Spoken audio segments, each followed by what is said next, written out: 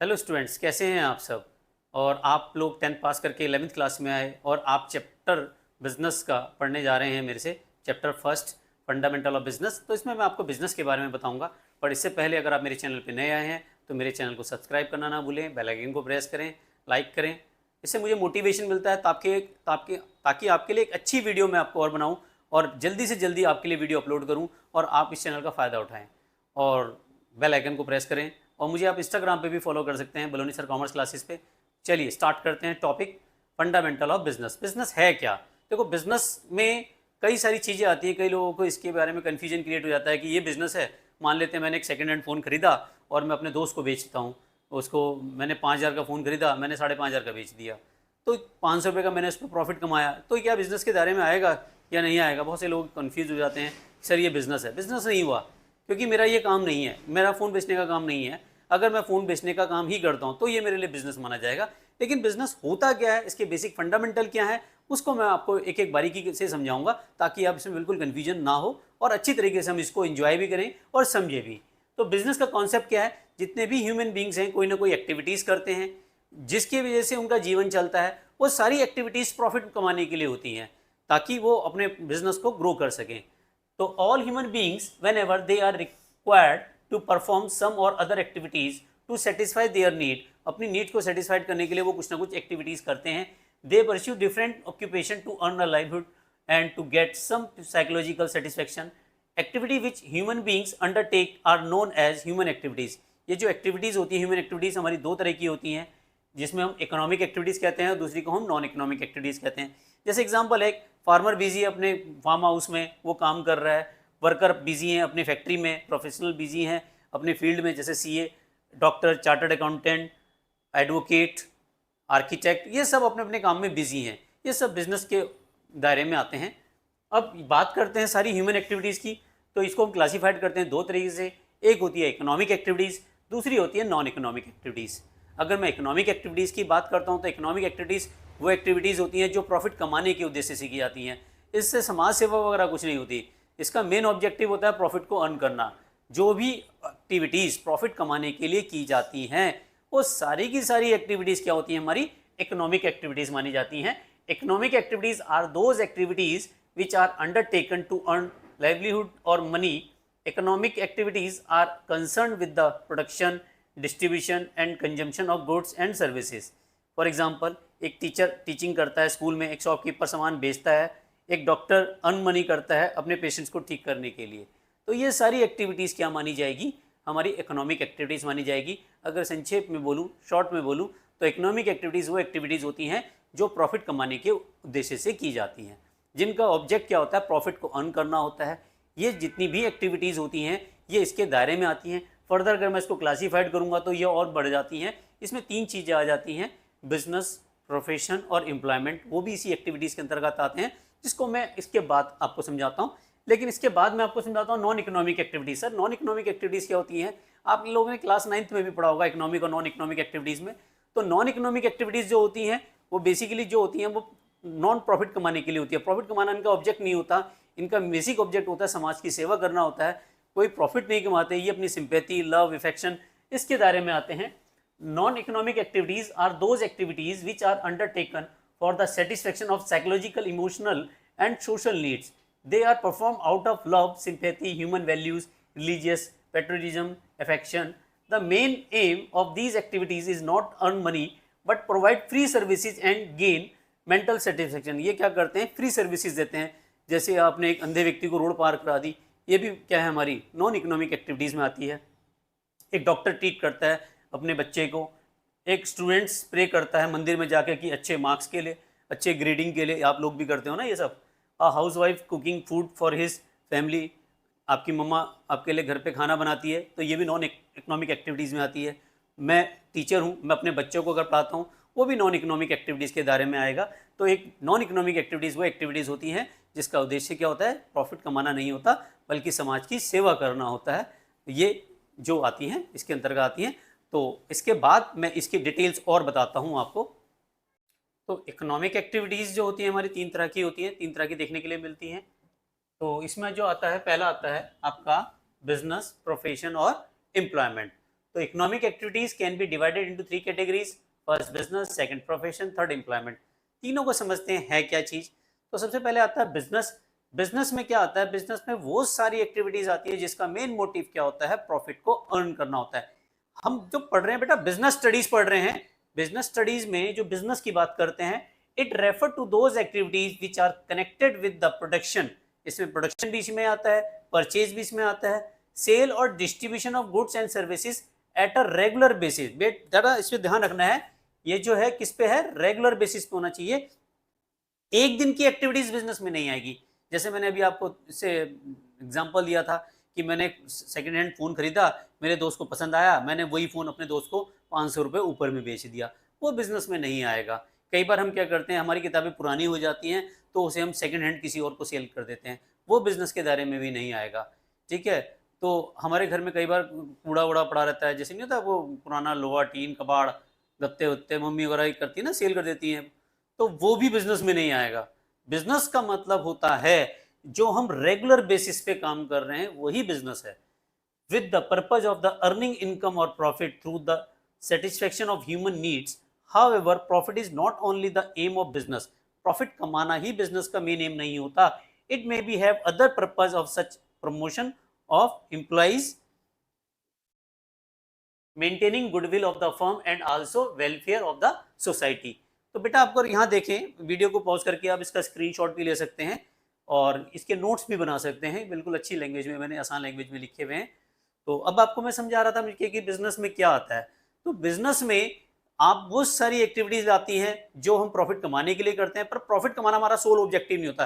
देखो प्रॉफिट कमाना चाहिए बिजनेस में, पर गलत तरीके से नहीं कमाना चाहिए, अनफेयर ट्रेड प्रैक्टिसेस से नहीं कमाना चाहिए। सर अनफेयर ट्रेड प्रैक्टिसेस क्या होती हैं, ब्लैक मार्केटिंग, होर्डिंग, जैसे हम क्या कहते हैं जमाखोरी कर देते हैं, मिलावटी चीज़ों को बेच देते हैं, ये चीज़ें बिजनेस में नहीं होनी चाहिए। लॉन्ग रन में ये बिजनेस में हार्मफुल होती हैं।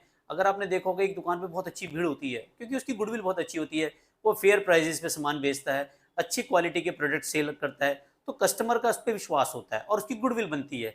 और सेम आपने दूसरे दुकानदार भी देखेंगे आस पड़ोस में, जिसकी दुकान में लोग जाना पसंद नहीं करते क्योंकि वो गलत तरीके से काम करता है, ब्लैक मार्केटिंग करता है, या कह सकते हैं कि अनफेयर ट्रेड प्रैक्टिसेस करता है, या गलत मिक्सिंग करके माल बेचता है, जैसे मिलावटी वाले माल बेचता है। तो ये चीज़ें हमारे बिजनेस को लॉन्ग रन में हानिकारक करती हैं, हार्मफुल होती हैं, तो ऐसे एक्टिविटी से हमें बचना चाहिए।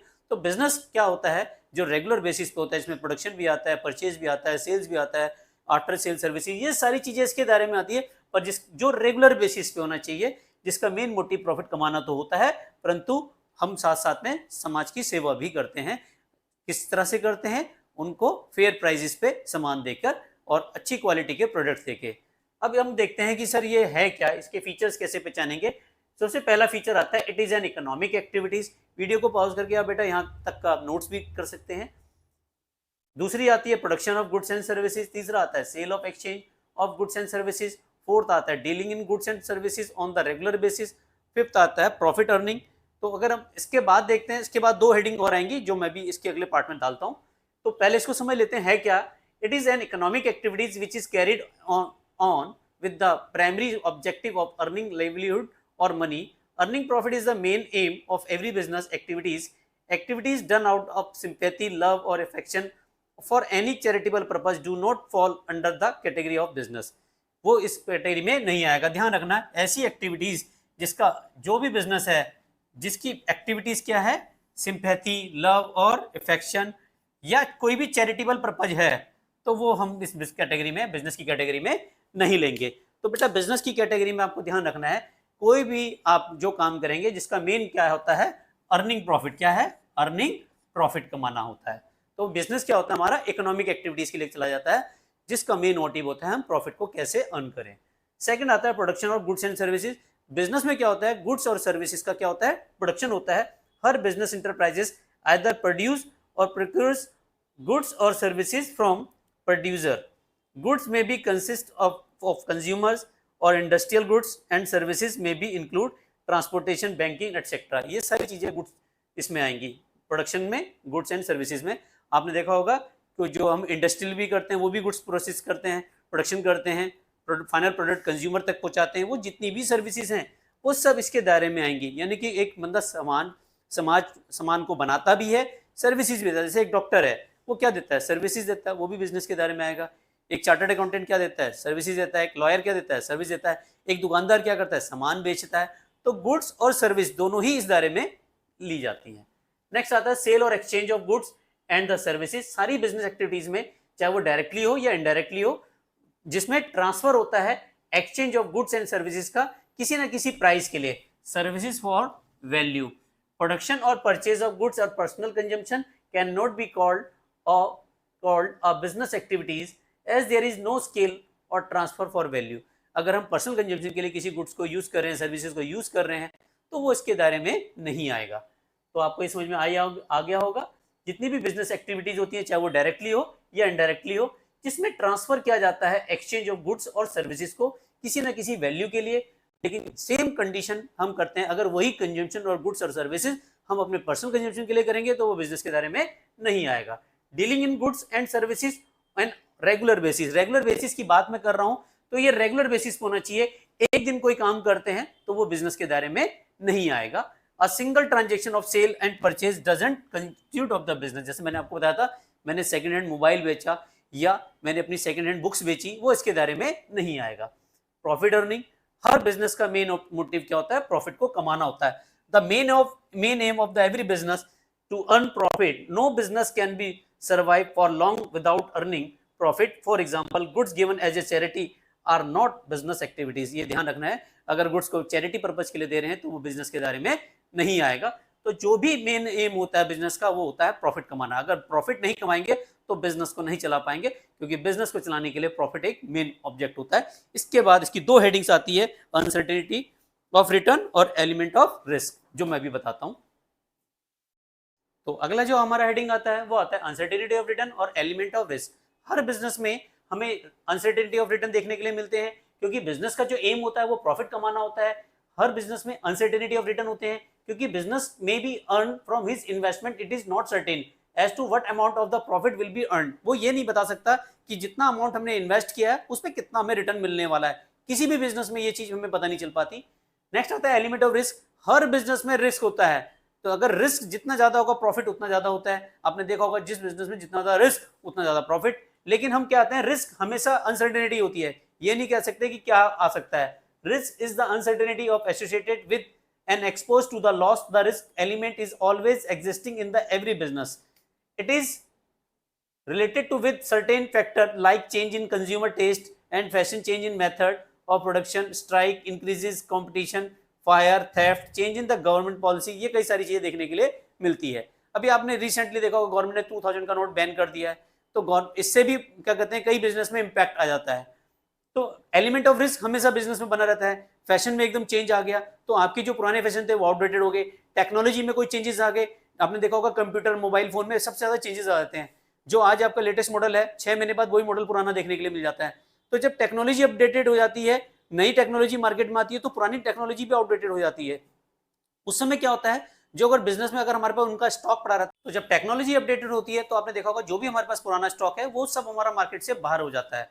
तो दुकानदार को ऐसे में बहुत ज्यादा लॉस होने के चांसेस रहते हैं। इसीलिए एलिमेंट ऑफ रिस्क हमेशा बिजनेस में बना रहता है। सेम मैंने आपको कपड़ों के एग्जांपल दिए, अगर फैशन में कोई चेंजेस आ गए तो उसमें भी उसका स्टॉक काफी क्या हो जाता है, फंस जाता है। अगर देख रहे जैसे विंटर में फैशन चेंज हो जाता है, समर में फैशन चेंज हो जाता है। इसलिए देखा होगा दुकानदार क्या होते हैं, जब सीजन एंड होता है तो क्या कहते हैं, फेस्टिवल ऑफर्स या आपने क्या कहते हैं देखा होगा, सेल्स वगैरह निकाल देते हैं। इसलिए निकालते हैं ताकि वो स्टॉक क्लियरेंस में आ सके। लेकिन अगर ऐसा ना करें तो क्या होगा, हम स्टॉक को होल्ड करके रखेंगे और नेक्स्ट ईयर कोई फैशन चेंज आ गया तो वो सारा का सारा स्टॉक हमारे लिए डेड हो जाएगा। तो एलिमेंट ऑफ रिस्क हमेशा बिजनेस में बना रहता है। तो अगला जो मैं पढ़ाऊंगा वो है आपका प्रोफेशन। अब प्रोफेशन क्या होता है, देखो बिजनेस में तो आपने देखा कि गुड्स को आप सेल और परचेज करते हैं, गुड्स को क्या करते हैं, सेल और परचेज करते हैं। जबकि प्रोफेशन में हम गुड्स को सेल और परचेज नहीं कर सकते, प्रोफेशन में हम सर्विसेज देते हैं और जो कंज्यूमर्स होते हैं हमारे, वो क्या करते हैं, सर्विसेज को कंज्यूम करते हैं। ध्यान रखना, प्रोफेशन में क्या होता है, सर्विसेज को कंज्यूम किया जाता है। जैसे आप बीमार होते हैं तो आप किसके पास जाते हैं, डॉक्टर के पास जाते हैं। अगर कोई दिक्कत आती है, आपको कानूनी संबंधी दिक्कत आती है तो किसके पास जाते हैं, एक लॉयर के पास जाते हैं, ये सर्विसेज लेते हैं। एक आर्किटेक्ट से आप सर्विस लेते हैं, एक सीए से आप सर्विसेज लेते हैं, एक डॉक्टर से जब आप तबीयत खराब होती है आप डॉक्टर के पास कंसल्टेंसी के लिए जाते हैं। तो ये सब आपको सर्विस देते हैं। ये जो सर्विसेज जितनी भी देते हैं ये सब होता तो ये बिजनेस ही है, लेकिन ये बिजनेस के दायरे में ना आके प्रोफेशन के दायरे में आता है। समझ में आ गया होगा? बिजनेस में क्या होता है, गुड्स को बेचा जाता है, खरीदा जाता है। प्रोफेशन में कुछ सामान बेचा नहीं जाता बल्कि कंसल्टेंसी दी जाती है, उस कंसल्टेंसी के जवाब में वो आपसे फीस लेता है। तो आप देखें तो प्रोफेशन में क्या आएगा, profession include those activities which require to special knowledge and skill to be applied by individual in their occupation to earn fees. In every profession, guidelines or code of conduct laid down by professional bodies have to be adhered.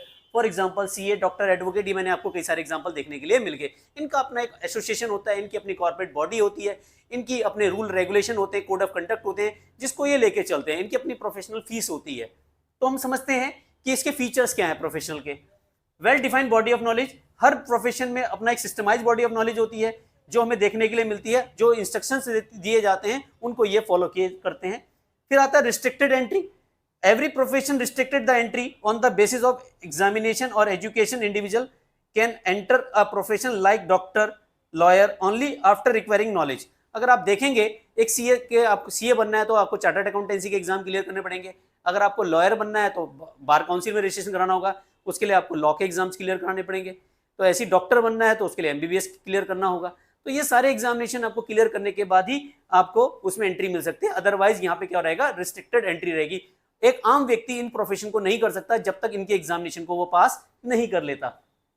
अगला आता है nature of work. Nature of work की बात है, ये क्या करते हैं, कंसल्टेंसी सर्विसेज देते हैं। इनका नेचर क्या होता है, सर्विसेज देना होता है, ये इसको कहते हैं नेचर ऑफ वर्क। तो ये कंसल्टेंसी सर्विसेज देते हैं अपने क्लाइंट्स को। अगला आता है प्रोफेशनल एसोसिएशन। जितनी भी एसोसिएशन होती है इनकी अपनी एक प्रोफेशनल एसोसिएशन होती है, इनका अपना एक क्या कहते हैं बॉडी ऑफ कॉर्पोरेट होता है, जिसमें ये सारे इसके मेंबर्स होते हैं। और इसी एसोसिएशन में जो भी काम होता है इस एसोसिएशन के थ्रू ही होता है। All profession are affiliated to a professional association which is regulate entry, grant certificate of practice and develop code of conduct. For example, एक lawyer has to be become a member of bar council to practise law in India. अगर उसे भारत में practice करनी है तो bar council में उसको register कराना ही पड़ेगा। ऐसी चार्टर्ड अकाउंटेंसी की अगर प्रैक्टिस करनी है तो सीए के उसमें इंस्टीट्यूट में उसको अपने आप को रजिस्टर कराना होगा। Code of conduct, her association के अपने कोड ऑफ कंडक्ट होते हैं, नियम होते हैं, जिन नियमों को ये लेके चलते हैं। A strict code of conduct exist in every profession. Member of the profession are required to follow the code of with the sincerity and honesty, ताकि अपने काम ऑनेस्टी से कर सके, सिंसियरिटी के हिसाब से करें। अगर ये गलत काम करते हैं तो इनका कोड ऑफ कंडक्ट इनको पनिश करता है। आपने देखा होगा, अगर जैसे एक सीए अगर इसके रूल को नहीं मानता या बार काउंसिल में रूल्स को फॉलो नहीं करता एक लॉयर, तो वो बार काउंसिल भी उनको पनिश करती है। सर्विस मोटिव, हर प्रोफेशन का क्या मोटिव होता है, सर्विस मोटिव होता है। ये अपने क्लाइंट्स को क्या देते हैं, सर्विस। जैसे एक लॉयर अपने क्लाइंट्स को जस्टिस देता है, एक डॉक्टर अपने क्लाइंट्स को जो पेशेंट्स को क्या करता है, ठीक करता है, पेशेंट्स को वो भी सर्विस देता है। रिवार्ड और रिटर्न क्या मिलता है, इनको अपनी एक फीस मिलती है जिसमें रिवार्ड ऑफ रिटर्न। वीडियो को पॉज करके आप बेटा स्क्रीनशॉट भी ले सकते हैं और नोट्स भी बना सकते हैं। और मैं इसके बाद पढ़ाता हूं आपको एम्प्लॉयमेंट। तो एम्प्लॉयमेंट में हम देखते हैं कि एम्प्लॉयमेंट होता क्या है। जब हम नौकरी करते हैं, जॉब करते हैं, तो उसमें दो किरदार बनते हैं, एक एम्प्लॉयर होता है, एक एम्प्लॉय। एम्प्लॉयर वो व्यक्ति होता है जो जॉब को देता है, एम्प्लॉय वो व्यक्ति होता है जो जॉब को करता है। यानी कि जितने भी इंस्ट्रक्शंस हमें दिए जाते हैं वो एम्प्लॉयर की तरह दिए जाते हैं और एम्प्लॉय उनको फॉलो करता है। तो हम समझते हैं इसको थ्योरी के रूप में कैसे। तो employment refer to the occupation in which people work from for other and get remuneration, salary, wages in return of the form of salary और वेजेस। तो जो एम्प्लॉई होता है उसको जो भी उसने काम किया, मेहनत की है, उसके बदले में उसको क्या मिलता है, सैलरी और wages. The people are employed by the other और called employee and the employer is the one who offer job services. जो जॉब ऑफर कर रहा है वो एम्प्लॉयर होता है और जो जॉब करता है उसे कहते हैं हम एम्प्लॉय। इसके बाद इसके फीचर्स की बात करते हैं। तो फीचर्स की बात करते हैं, इसमें आता है, पहला आता है कॉन्ट्रेक्चुअल रिलेशन, जिसमें आपको बताया जाता है एम्प्लॉयर और एम्प्लॉय का रिलेशनशिप होना चाहिए। मालिक और नौकर का संबंध होता है हमेशा एम्प्लॉयमेंट में। जो मालिक होता है उसको कहते हैं एम्प्लॉयर और जो नौकर होता है यानी कि जो सर्विस कर रहा है उसे कहते हैं employee. Employment is the outcome of an contract between the employer and the employ.